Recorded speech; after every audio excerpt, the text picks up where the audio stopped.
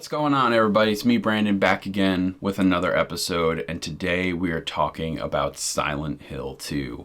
I finally was able to finish this game. It took a long time coming. I've owned this game a bunch of times, but Silent Hill 2 finally was completed on the original Xbox, the Restless Dreams version, and I have a lot to say. This video game was truly a haunting experience. It is a game that I finished in late July, early August, and it has sat with me since.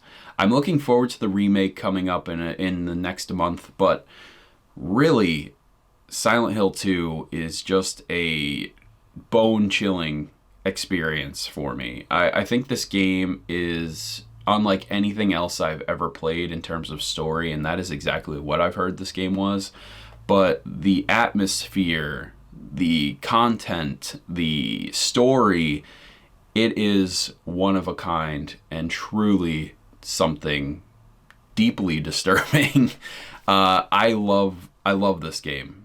And it is a game that I'm so happy I finally played, but I'm not gonna lie, I felt deeply uncomfortable throughout my entire experience with Silent Hill 2. And I think that's the goal of the game, but Silent Hill 2 is a haunting experience, and it still remains in my brain. I keep thinking about it almost every week, and I think about this remake and how it's going to tackle the same story and the subjects, and there's fan theories, and some of those fan theories are really chilling. So let's go ahead. We're going to go ahead and talk about Silent Hill 2. I'm so happy to finally have played this game, and I'm ready to talk about it.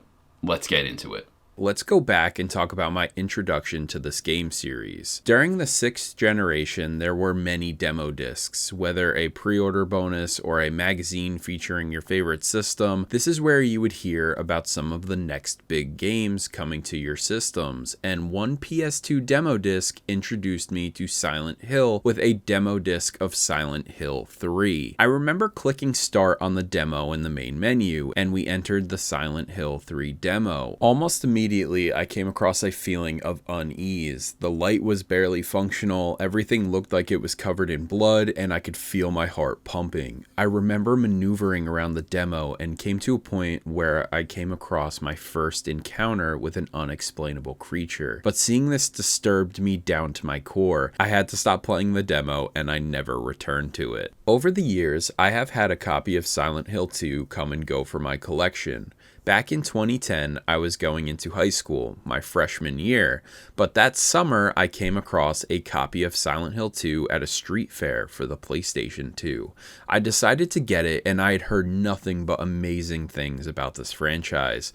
Always remembering my first introduction with Silent Hill 3 in the demo disc, but at this point I was vetted within horror games, as I had played many Resident Evil titles and other horror video game franchises. I felt like I was ready for this game. I'll never forget the day. The day was foggy, and I rushed home and put the game in my PlayStation 2. This was one of those introductions to a video game where it captures your whole attention and sets the tone immediately.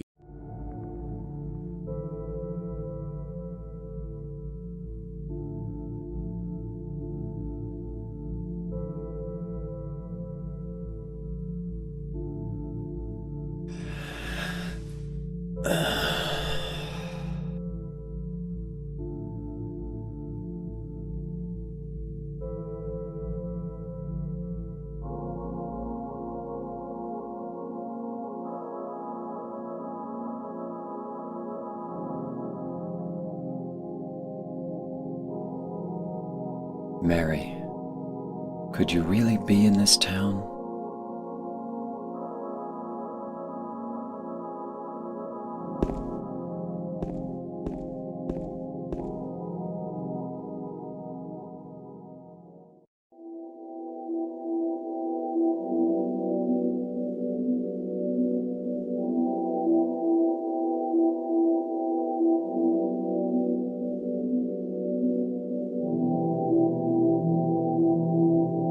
In my restless dreams, I see that town, Silent Hill. You promised you'd take me there again someday. But you never did. Well, I'm alone there now. In our special place. Waiting for you. I remember feeling so uneasy as the fog was so thick and it was hard to understand where to go and to do what. I ultimately shelved it and sold it only to get another copy now for the original Xbox in 2016 or so. And I found myself in the very same situation. The game was hard to understand and walk through Silent Hill 2 confidently. It took until this year, this playthrough, to finally complete Silent Hill 2. Starting off with the most important thing about Silent Hill 2 is the presentation. My entire playthrough of Silent Hill 2 was unnerving and I felt immensely uncomfortable. Upon the first cutscene with James looking at himself in the mirror, looking out into the lake of Silent Hill, I was very uneasy. There is very little atmospheric noise outside of the static James would hear as he gets close to enemy types throughout the game, and the thick fog and darkness shroud the town of Silent Hill as we come to search through it for James's wife Mary. The thing about Silent Hill 2 that does something unlike any other game I've ever played is the consistent feeling of dread and unease. Throughout Silent Hill 2, I had to push myself through certain areas. I had a lot of genuine anxiety and discomfort playing this game. The dark and demented creatures and the characters you meet along the way don't make it any easier either. Silent Hill 2 in 2001 was incredible graphically, and even today,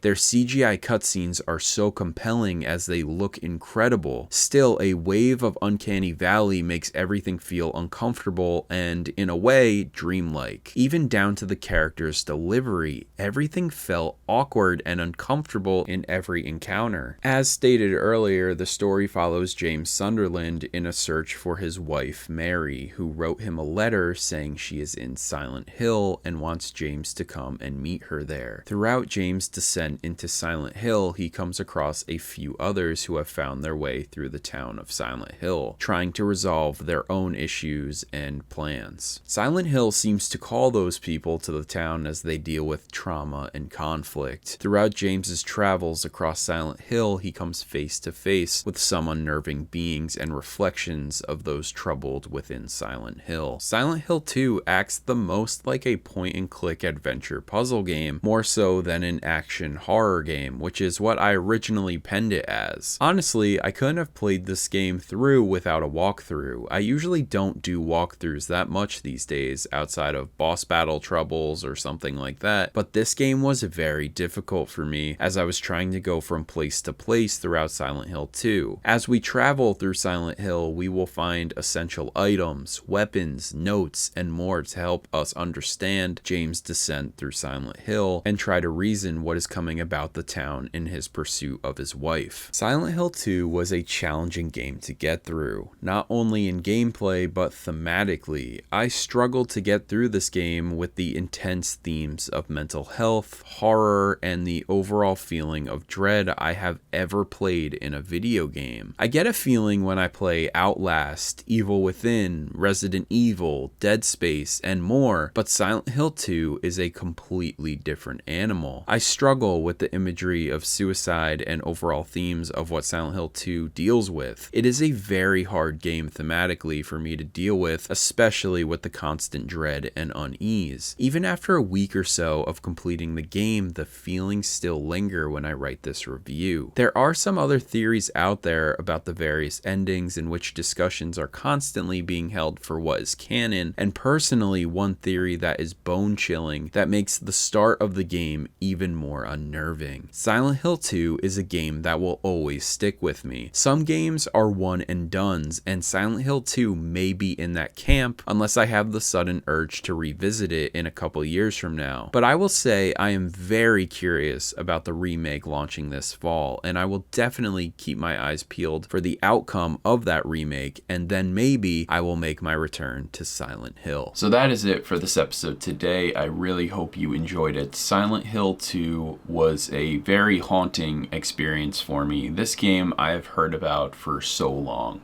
And like I said in the video, I was first introduced to Silent Hill via the demo disc of Silent Hill 3, at least playing it.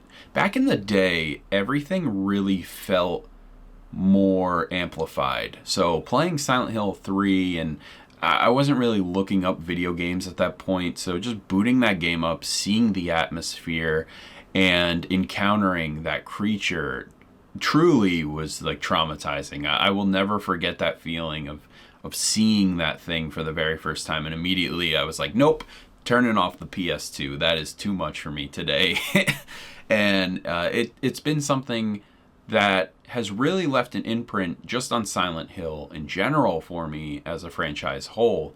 Silent Hill 2 wasn't my first Silent Hill game I played. I really wanted to play Silent Hill Shattered Memories for the Wii, and during the pandemic, I did. And that was one of the first WenzReviewz that I made. Before I even was doing video content, I typed up a review, and it's on my Instagram. I have a review of that game, and that had a lot of chilling moments as well. I think Silent Hill stands out compared to Resident Evil, Outlast, some of these other games, because there's like a mental health, depression kind of thing going on with this franchise.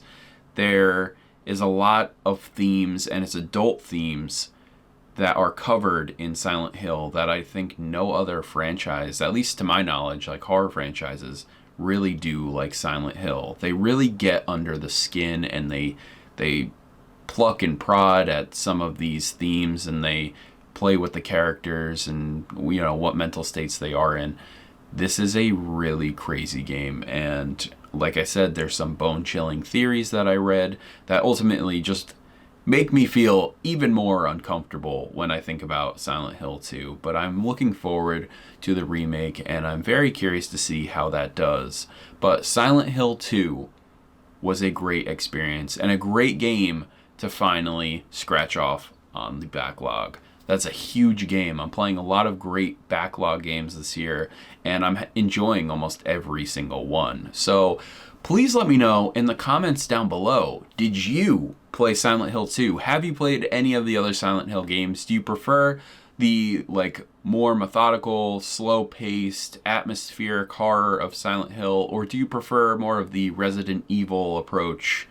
I think a good mixing of both is obviously great. I do prefer Resident Evil. That's just because I feel like it's a little more digestible. I can replay it a lot more and just enjoy my time with that. Where with Silent Hill, I'm like, I want to get the F out of here. This game is really unsettling. So please let me know in the comments down below what you think. Are you picking up the remake? All that stuff. But as always, my name is Brandon, and I will see you all next time.